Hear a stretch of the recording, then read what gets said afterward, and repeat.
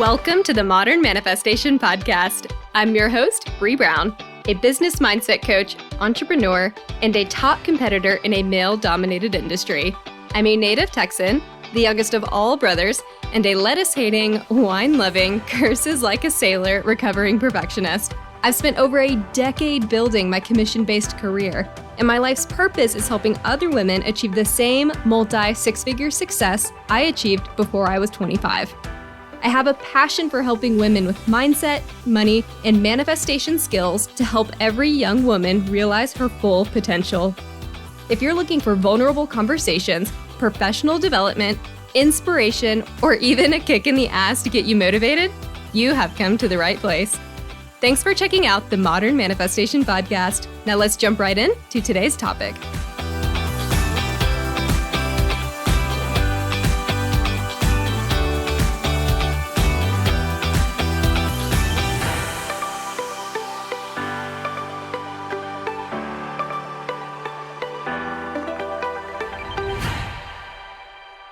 Hello, everyone, and welcome back to the Modern Manifestation Podcast. Today, I am so excited to bring you a new guest. Her name is Dr. Sarah Coxon, and we get into so many juicy topics today. I'm really excited for you to listen in. We talk about her experience from science to spirituality and how she's used her understanding of the past to help modern women understand how to harness their feminine power. I can't wait for you to jump in, but before we do, a little bit more about our guest. Dr. Sarah Coxon is an archaeologist turned yoga teacher, activist, author, and business mentor for magical women. She helps women to live their dharma and build profitable, impactful, ethical, and sustainable businesses. She has so much feedback to provide the modern woman looking to really dive into a business that is centered in spiritual activism. So with that, let's jump right into today's discussion. Good afternoon, Sarah. How are you?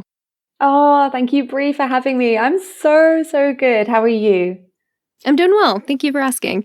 So I've already given the listeners a brief description of who you are and what you do, but I'd love to give you the opportunity to introduce yourself and expand upon what it is that you do and how you got to where you are. Amazing. So my name is Sarah, or Dr. Sarah Coxon, and once upon a time I was an archaeologist. Then I became a yoga teacher. Then I became a women's mentor, and now I'm writing. And I guess if I can sum up who I am in a nutshell, it's just someone who's on a mission to help, play her part to reclaim the feminine. And that's really what my life's work is all about. That's incredible. How did you transition from something like an archaeologist, which is very much founded in science, to spirituality? And what did that look like for you? And really, what was your calling? That's such a good question. So, when I was a child, I remember being 9 years old, and my teacher was like, "What do you want to do when you grow up?" And I was like, "I want to be an archaeologist." For those of you that don't know, an archaeologist is like Indiana Jones, like Tomb Raider, digging for treasure. And there was this sense that I had when I was a kid, and especially in my teens as well, when I got into spirituality, I felt that I was missing some kind of ancient knowledge. I felt like there was something that our society has forgotten. And so I wanted to literally excavate the past. I wanted to connect to my ancestors. And so the only way that my brain knew how to do that at that time was to go down the academic route, to go and study archaeology. And so I did my degree, and then I did my master's, and then my PhD. And during that time, I learned so much about my ancestry. I learned so much about, where our society has come from. And when I say our society, I'm obviously talking about Western, globalized society now. But I also realized two things. The first thing I realized was that this feeling of being undervalued as a woman, and of the feminine and my feminine ways being undervalued, this wasn't always the case. And I learned more about patriarchy. I learned the origins of patriarchy, where it came from. It came from 4,000 years ago. And that before that, men and women and perhaps other genders, we don't know in the archaeological record, were living as equals. So I learned this. I learned this sense of, oh, okay, actually, women haven't always been second-class citizens. And the second thing I learned was that I was not meant to be an academic. That the structure of academia itself, probably very much like the corporate world, is really dog eat dog, and it's formed on hierarchy and dominance and control and progression and climbing the ladder. And I was taught to, basically burn myself out and run myself into the ground to crank out publications and all these things that I was supposed to do to get ahead in my career. And it was ironic because I was operating in an institution that was actually encouraging me to suppress the very feminine magic that I was seeking to actually connect to. So back in 2012, I was writing my PhD. I was halfway through, and the unthinkable happened, and my brother died. My older brother died of a drugs overdose. And it was that moment that was the wake-up call for me, where I suddenly realized, okay, I'm not living a life that's true to me. Yeah, this archaeology thing is fun, but actually, I'm not really living my calling. Like, this is a piece of the puzzle, and I have to live a life that's true to me. And that was like the before and after. I think we all have those moments, don't we, where there's a before and an after that wake up call. And then that was when I started getting really, really into yoga. That's when I started, even though I was absolutely terrified, I started teaching. And eventually I finished my PhD. I left academia and bought a one-way ticket to the Philippines and just started channeling what I call my priestesshood there as a yoga teacher. And to cut a long story short, from that, which was 5 or 6 years ago to now, it's been such a twisty, turning journey of just really exploring who I am in the world and what I'm here to offer. And I call this reclamation of feminine power and divine purpose.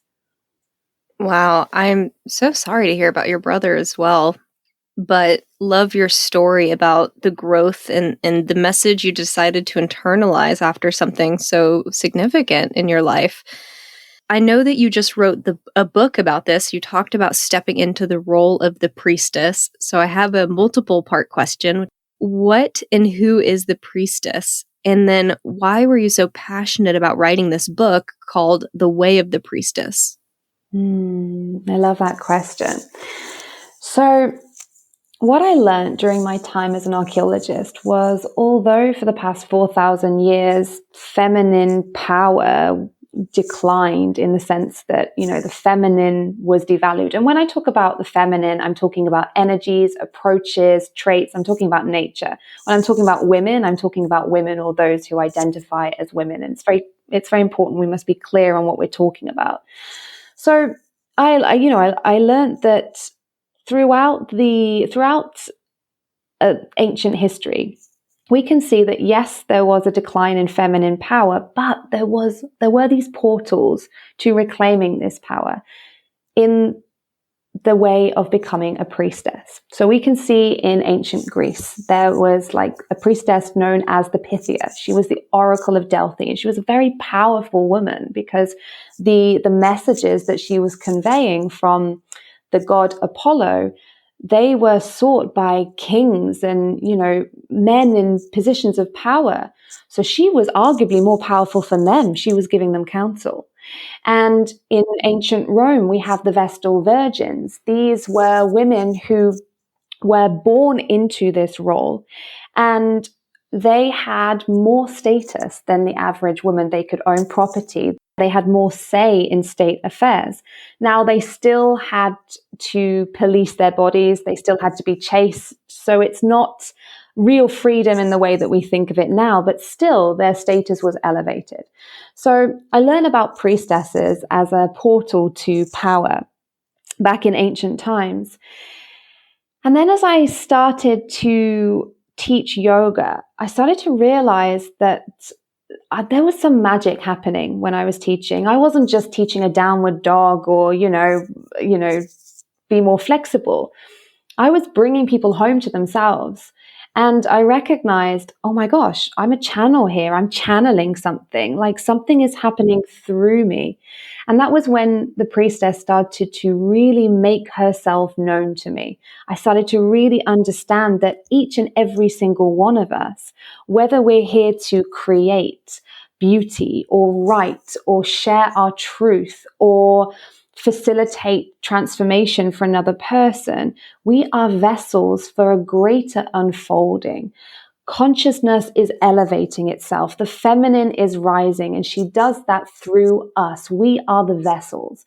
So this is what I mean about priestesshood. This is what I mean. If you are feeling the call to leave this world a better place than you left it, that is the priestess right there. And I recognize that throughout my life, we can all do this. When we look back on our lives, we can see the red thread that kind of brought us to where we are now. We see the red thread that connects all these different experiences that we had.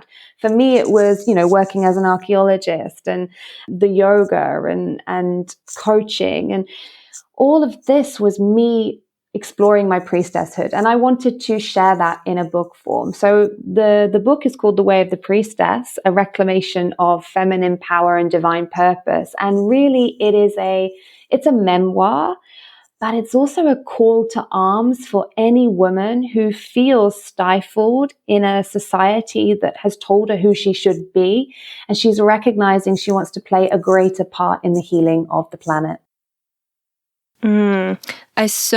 I'm getting goosebumps because I so resonate with what you're talking about in terms of being the person that we are told that we should be.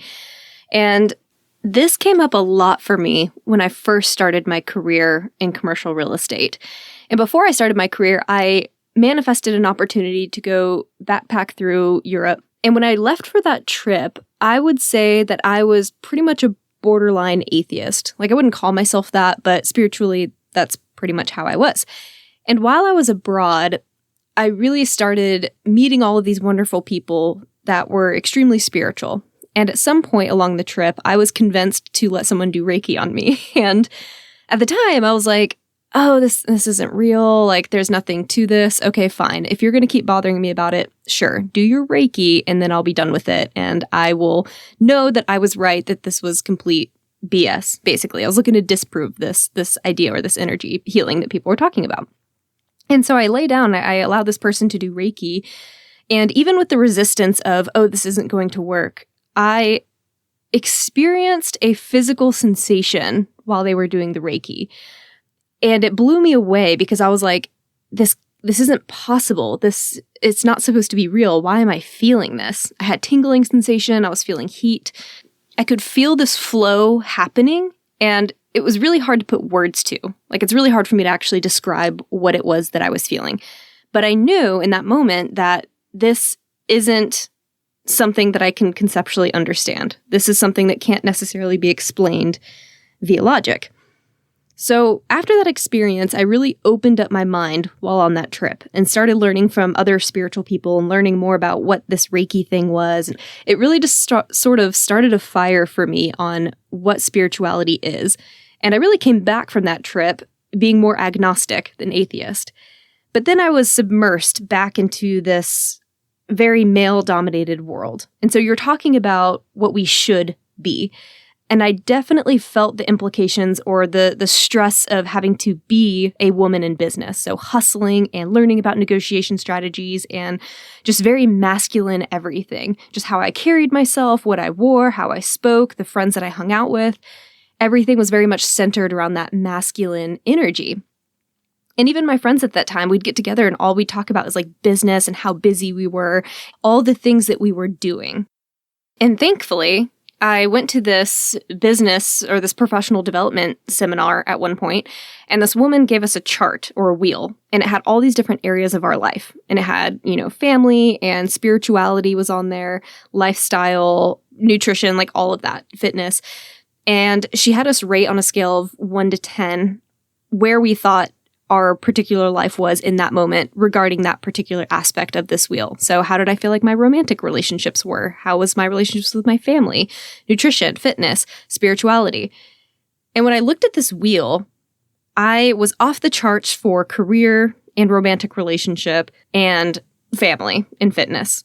But spirituality was like 0. There was nothing there. Like the wheel just completely inverted when I got to spirituality. And I had a moment of reflection because at that particular moment, I was not feeling happy in my career. Like something was missing. There was an experience that I had abroad which felt so light and flowing and good. And it was missing from my career. And so I knew that I wanted to find a way to incorporate that more into my life. And that in order to really get back to that freedom and that experience that I had abroad, I needed to change something drastically within my life. And I'm still a little skeptical at this point. I'm still wondering, like, was that just in my head? It was a couple years ago now. Like, I'm not sure how real that was. Maybe it was all, maybe I just dreamed, or maybe I've really exaggerated a lot of that feeling now. So I basically went out looking for either confirmation of my beliefs or my disbeliefs. And it's funny how the universe works in synchronicities. And I came across a good friend of mine who's in the business world, and we'd never talked about spirituality. But one day we got together and we just started talking about it. And she told me about this women's retreat that was for spiritual women. And I was very hesitant about reaching out about this. I was very reserved. It definitely put me out of my comfort zone to think about even going to a spiritual retreat because I didn't really consider myself a spiritual person yet. And I reached out about the retreat and I was like, you know what, if it's meant to be, there will be a spot open and I'll get to go. And I reached out and it was full. I was like, okay, well, there you go. We tried, it wasn't meant to be. But the day before the retreat started, I get an email and the woman's like, hey, there's a spot that opened up. One of the attendees couldn't get a flight here. So the spot is yours if you want it. And I jumped on it. I was like, okay, I think this is a sign. I'm going to go to this retreat. And after this retreat, I'm either going to be a believer or I'm not. But I'm going to utilize this to look for some sort of message or some sort of connection to what I felt abroad here and some sort of confirmation that I'm on the right path. Or I need to have this realization that, you know what, I was right to begin with. This spirituality thing isn't for me. It's not in alignment with who I am. So I'm like, God, source, love, whatever you are, if you are, show me some sort of sign on this retreat that this is meant for me and that this is a path that I should go down. And give me a feeling like I felt abroad with that Reiki session. Like, give me that sort of experience again. And so I went to this retreat really looking for that connection to that feminine power that you're talking about and really looking for a way to either prove it or to get myself on board with that thought process again. And while I'm on this retreat, I had multiple women come up to me. And mind you, this is a retreat of like 20, 30 women who didn't know each other. And I did not communicate my intent to any of them coming to this retreat. But multiple women came up to me throughout the retreat at different times, different days, and just said, hey, I don't know why, but I just felt compelled to tell you that you're on the journey of the high priestess and keep going and you're on the right path.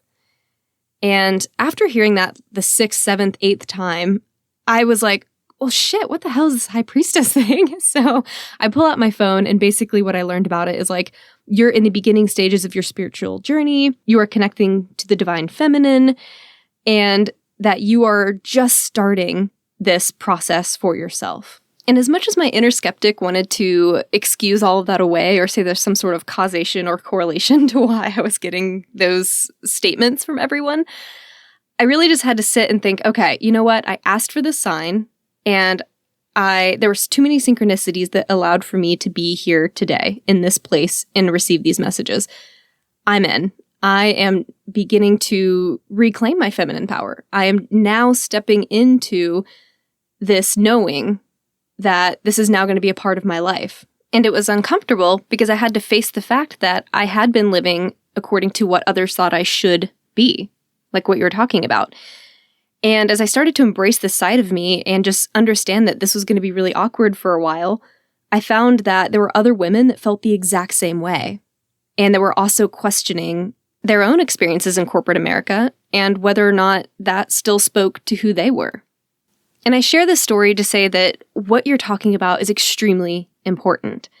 And I really hope that if there's a woman who's in the beginning stage that I was in before I left for my trip, and then while I was on my trip, if there's any woman that's in that place and is really questioning their life, and if they've been living according to what others thought they should be, that they hear this message and they're able to reevaluate whether or not that's the path they want to continue down. Because I think there's more of us than we realize. And it's fascinating because I feel like there's a wave right now happening. And I know that even some of my friends that are super, that we operated in that same toxic masculinity together in the corporate world, we've developed closer relationships because we've all kind of gone down this more spiritual path at the same time. And or some of us were already there prior to others. And when we start to make this connection, our bonds are so much stronger and there's so much more synergy happening between us. And I feel like it's growing. I feel like there are more women stepping into this role, like you said, finding their priesthood. Can you talk a little bit about why that might be? Why now? Why are women starting to own this part of ourselves and embrace this more spirituality? Or has it always been here and we just become more aware of it? I love that question. And I love what you shared. And you're absolutely right. There is this wave of reclamation at the moment. When I feel into my answer to this question, I mean, it's clear that women have always been priestesses, but for the past 1,500 years in Europe, I'm talking primarily European prehistory and history, we've had to suppress it. We've had to suppress it because of the Christian church. You know, actually in early Christianity, there were early priestesses. There were women ordained as priestesses. They were also in roles of teaching the teachings of Christ. But what happened in 400, 500 AD was that women became outlawed. And so it's not that women it's not that women stopped living their priestesshood. It's just that they had to do it in secret. They had to do it undercover because we know the witch hunts that happened, a good few centuries later. It wasn't safe to be sharing this knowledge outwardly. It wasn't safe. And so, like with anything, like once you suppress something, you can only suppress it for a while. And then it's like this pressure builds up and it pops up. It's like with wildflowers. You ever see wildflowers in, urban jungles? You can't suppress them for long. They grow wherever they need to grow. And so what we're witnessing now, it's almost like the pendulum swing. We can see the pendulum swing. The pendulum has to swing one way. And so we're seeing this real reclamation of the feminine. And what will happen, I hope, as we become more conscious, is that then we can start to bring the feminine and the masculine into balance. That's really the ultimate goal. That's really the ultimate aim, because it's only when the healthy masculine and the healthy feminine are in balance that we can really thrive as human beings. Love that answer. And because you're an archaeologist, I would love to know, how did we get out of balance? Like, is that specific to our species as Homo sapiens? Or what caused women to be seen as more inferior as a 400 AD? Why were we forced to step out of that feminine power? So, I mean, the reason why that happened was because of a man called Augustine of Hippo. He was a priest, and he was the one that really kind of perpetuated the idea of original sin, the idea that it was Eve's fault for, basically encouraging Adam to, take the forbidden fruit. So, yeah, I mean, I think he even wrote an autobiography. So really, I mean, he was the person that kind of like smashed the final nail in the coffin for women, as it were, but it was already happening. So it's kind of wild, actually, that one man was able to kind of shape the next 15 centuries of 15 centuries of history for women. But we see it. We even see it in today's world. I mean, look at the power that someone like Bill Gates has. One man to shape policies in different areas, in climate change, in health. So, yeah, really, sometimes it is just one person with one view. They're very, very powerful. So that's really what happened, 1500 years ago. That was a fantastic answer. I love hearing some of the historical perspective or reasoning for sort of why we are where we are. So you talk about 3 regenerative daily practices to help women step into this role as the priestess. Can you talk about what those daily practices are and what else we can just be doing to really honor this side of ourselves, especially if we are in a place where we're forced to live in the masculine energy a lot? That's a really good question. One of the first things that I always share with my clients or women who work with me or women who listen to the podcast is that embodiment is key. So we tend to live our lives from the neck up. We're trained to be very cerebral, very mental. Everything is about thinking, strategy, rationale. And there is a place for this. I'm not knocking this. Like, I love a good dose of logic. But this is very masculine in its trait. The feminine is all about feeling. And so the first thing that we can do is to start to create a real relationship with our bodies, to start to bring our awareness out of our minds a bit more consistently and into the felt sense of the body. The reason for this is twofold. First, if we don't feel our emotions, they get stuck. And if they get stuck, it's like they layer and layer and layer each passing situation. We just layer on these emotions and they become trauma responses, trauma patterns, and they can really get in the way of us living happy, healthy lives. So when we feel our emotions, we're actually emoting them. The word emotion comes from the word emote, which means to move out. So we're meant to feel and express our emotions. And this is what will free us up. This is known as emotional resilience. And this is the ability to manage and diffuse challenging emotions. This is like the foundation of free living, as it were. And the second reason for cultivating a relationship with your body is because this is where your intuition lives. Your intuition is a felt sense in your body. It is that feeling of expansion or contraction. It's that feeling of lightness or heaviness. And it's different for all of us. So we have to understand our own felt sense intuition. And of course, if we are living life from the neck up, then we can't access this super tool that we have, this power that we have for impeccable decision making, because we have been trained that we have to think our way in and out of decisions. But very often the thinking mind is the problem. Our minds are designed to dream and vision, but they're not that great at making decisions. And we know this because, how many of you listening you're clever enough to be able to argue for and against anything? We're smart beings. Whereas your body knows, the body has access to wisdom. And so, that is what I would say. That's the first port of call, is to really form a relationship with your body. And the way that you can do that through mindfulness practices such as yoga nidra, where you're placing your feeling attention around your body. You can do kind of spontaneous free flow yoga where you're really feeling into your body, trying to get out of this idea that when you do yoga, it's because you have to do yoga. Actually, yoga is about union, being, feeling, breathing. And then also just dance. Dance is a fantastic way of connecting with your body, so long as you're feeling the sensations of the movement. So really, that's the first kind of step. And then I would say as well that we tend to have this idea that it's all on us and the responsibility for everything is all on our shoulders. And particularly when we start to recognize, I want to step into my priestesshood, I want to live my legacy, it can actually be very overwhelming. So what I teach my women, my priestesses, is like, you don't have to run from your own battery pack. You get to plug into source. And the way you do that is to ask, is to pray, is to communicate, recognizing that things are coming through you, not from you.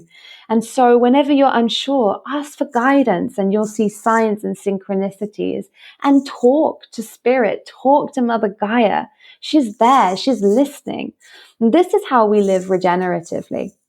And then a third thing to really cultivate in your life is your powers of observation, like really allowing yourself to slow down enough to observe. So not just what's going on in your body, but to observe what's going on out there, to observe nature, see what the seasons are doing, know what the moon is doing. And by that, you're going to be able to live in response, because that's our job as priestesses, to live in response. And it's a lot harder to override these cycles when we become very, very aware of them. And so, yeah, that's another thing I would suggest. Such great advice. Emote, connect, observe. I hope everyone is taking notes on this. And I'm sitting here head nodding with you because you are hitting on something that I try to talk about with my listeners all the time. And that is try to get out of the doing and into the being, or getting out of the head and into the body. And there's so many great meditation tools and other things that you can do to help you get there. And you hit on quite a few of them, which is awesome. And I've been doing a lot of research over the past year on the parasympathetic system and its implications on the inflammation in your body, and how it's just really, it comes full circle and it's very much integrated and tied into your adrenal system, and how getting out of your head and into your body can really help relax yourself and get you into that parasympathetic system, which is where a lot of healing occurs physically. That's just how we've been biologically designed, as parasympathetic system encourages healing.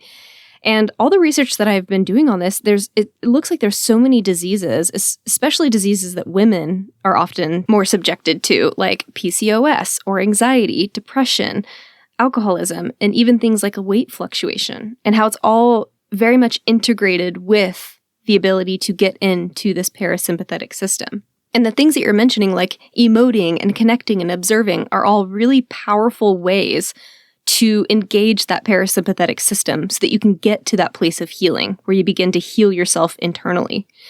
And from a manifestation perspective, that's huge, because when you start to heal from within, you're then making an outward impact on the people around you. And you really start to feel better, which is going to get you into a higher alignment. So the work you're doing is extremely important, because I believe that everything we're able to heal within ourselves, we heal within the world over time. Yeah, I couldn't agree with you more. And I think that, this is part of the work. When we want to manifest that which we desire for ourselves, for society, for our planet, we have to do this deep inner reclamation, because we attract who we are. And so there is this, I call it a process of illumination that has to come before the reclamation. We have to illuminate that which isn't working for us. And then we have to start to clear it out so that we can then reclaim ourselves. And it's really important part of the manifestation process, remembering that we're not just here to manifest for ourselves on an individual level. This is collective. And through doing this, we are healing collective patterns that our mothers and our grandmothers and our great-grandmothers did not have the knowledge to shift, and we do. And so I feel very, very connected to them as well, recognizing that this work it's not just about me living the life that I want, although I get to do that. It's so much bigger than that. Yes, yes. And the more I learn about epigenetics and ancestral trauma and how that is showing up in our present realities based on our ancestors and who came before us, it is fascinating to learn about all the traumas and how they continue generationally. And we're dealing with a lot of that now as we talk about some really big political shifts in our world as well. And I don't have an answer for that, but I think it's really interesting to get into that shadow work and to get into that work, that really deep interpersonal work that you're talking about, and doing that identity shifting. because I wouldn't say that everyone loves to do these things, but it's easier or it's more comfortable to jump into the meditations, the visualizations, the 55 by 5 method, all of the things that you see a lot on social media. But it's a whole nother level of manifestation to say, okay, let's stop with the doing. Let's get into the being and figure out, who am I at my core? What traumas do I need to work through? Which limiting beliefs have not yet been addressed that I need to move through? And how has this showed up in my family generations prior? And how has that impacted where I am today? And as we start to heal this within ourselves, we're breaking that generational cycle. So you're absolutely right. This work is so, so critical, especially from a manifestation perspective, because who we are is what you're manifesting. You're absolutely right. We manifest our identities. So what better way to manifest than to recreate your core and to become better aligned with who you actually want to be? That way you can manifest them. And on the topic of manifestation, what is your favorite manifestation story? I have quite a few, but I think my favorite one is, so back in 2013, I was very knee deep in my academic stuff, but I knew that I wanted to live near a beach and teach yoga, and couldn't even be further away from that. And so what I did for every day for a few months was I would put my earphones in, I would listen to ocean sounds, and I would just imagine that I was walking on the beach, having just taught my yoga class. And I manifested it. A couple of years later, there I was in the Philippines, and that was my life. That was what I was living. And if you'd have told me that I would be able to manifest that, because it was literally so far away from what my life was at that time, I would have told you that I didn't really believe it, And so for me, that's magic. That's a miracle, because it happened so, so quickly. And I think that very often when it comes to manifestation, we're planting the seeds and we're watering, and we're expecting that after watering it a couple of times, this plant is going to grow and blossom and bloom. And, now I'm really into permaculture and gardening, so I understand how long it takes for something to grow. And we must have patience. We must have patience with our manifestations. They will come. They will come. It's just plant it in good soil, water it all the time, and then forget about it. And one day you'll just look in your garden and you'll be like, oh my gosh, look at the tomatoes. They've grown so much.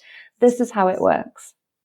I always love hearing people's manifestation stories, because I feel like they each pick up on a different nuance to manifestation. I feel like yours is very much about the visualization part, but then also releasing, which is a huge hiccup for a lot of people. They're like, well, I'm pestering the universe every single day. Why aren't they giving me what I want? It's like, it's that letting go part too. Yes, visualize. Yes, do the things that you feel called to do, and then ultimately still remember to let it go.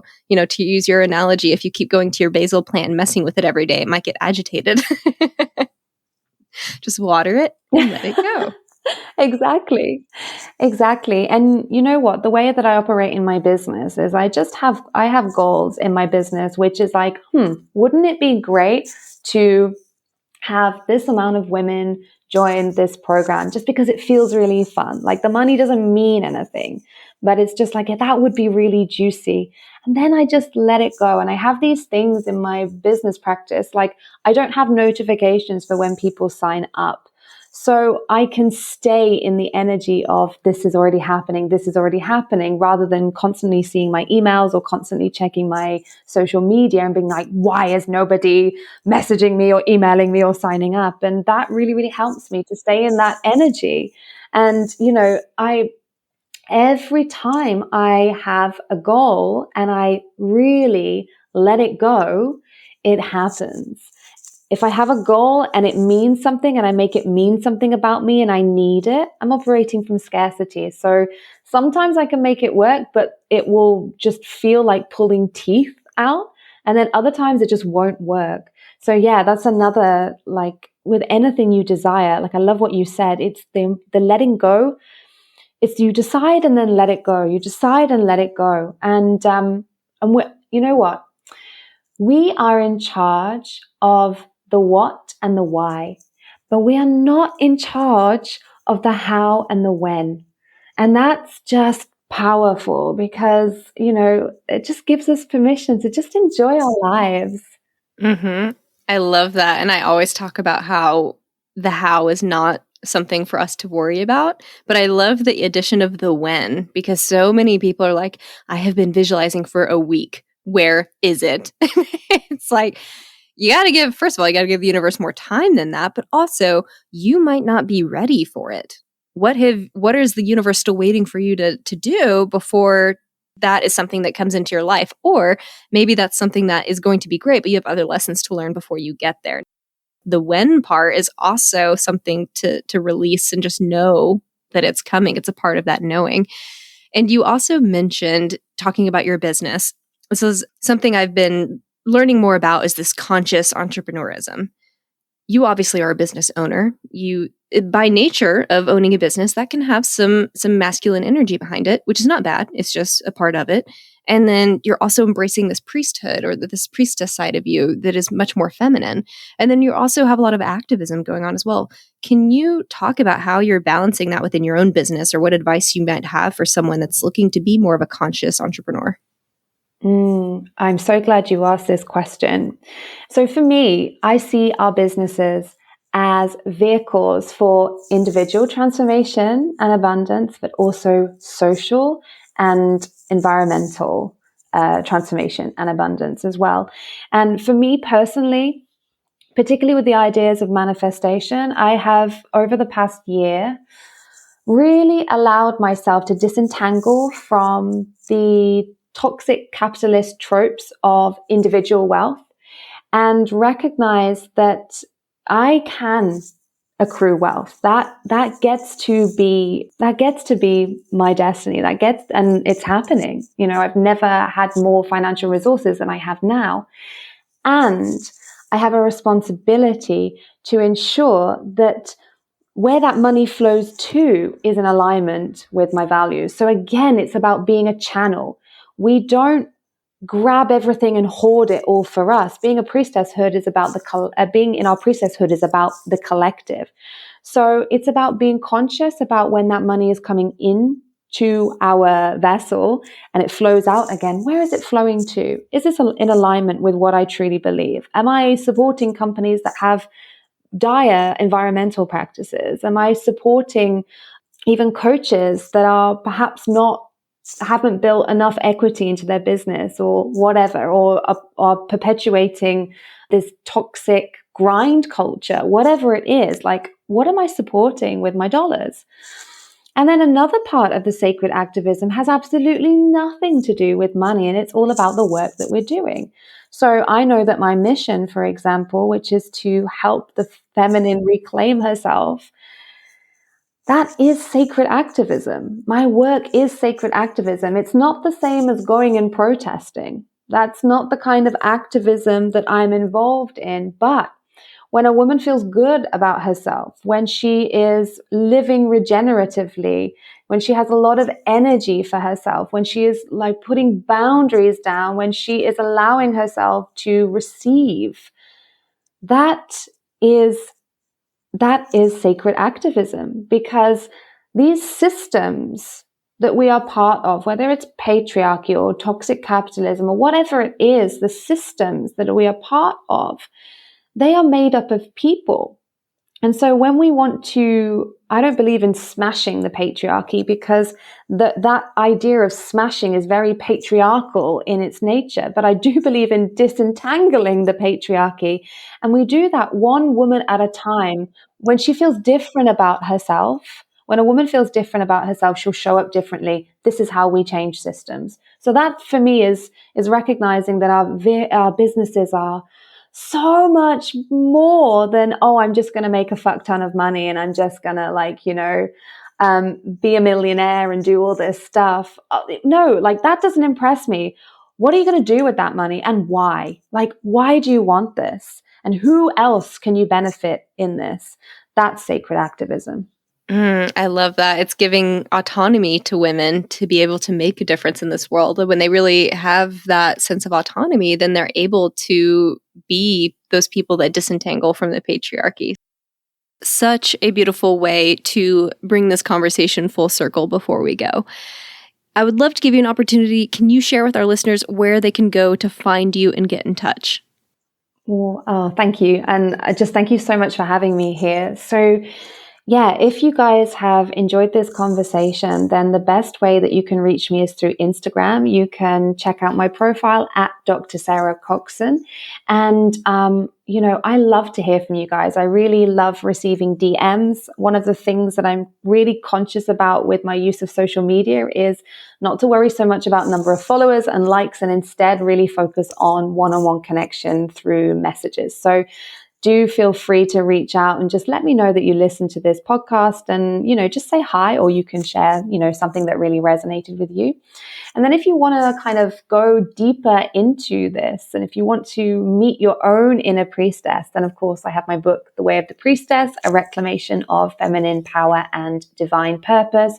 You can find that in Barnes & Noble, Waterstones, Amazon, pretty much anywhere where books are sold online.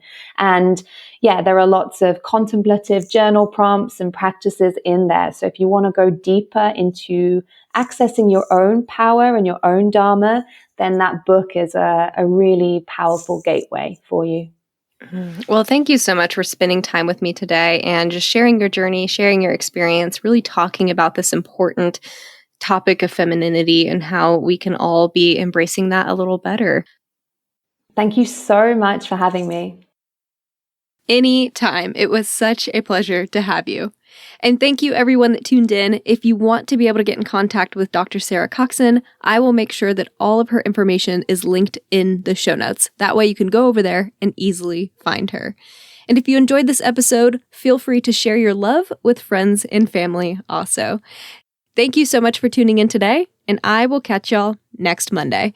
Until then, go out there and manifest some miracles. Thank y'all so much for hanging out with me today. If you enjoyed this podcast, hit subscribe so you can stay up to date with new episodes. As always, we would love it if you would share this episode with friends and family who could use the inspiration. As a new podcast show, we would really appreciate your honest feedback so I know what you like and what you could use more of. As a thank you for leaving us a rating, we will send you our 7 weekly tips to create space for abundance. Make sure you screenshot your review and email it to us at hello@themodernmanifestation.com so we can send them straight to your inbox. If you'd like to stay connected, you can find us on Instagram or Facebook at Modern Manifestation, or you can head to our website at themodernmanifestation.com. Thanks again for joining me, and I will catch y'all in the next episode.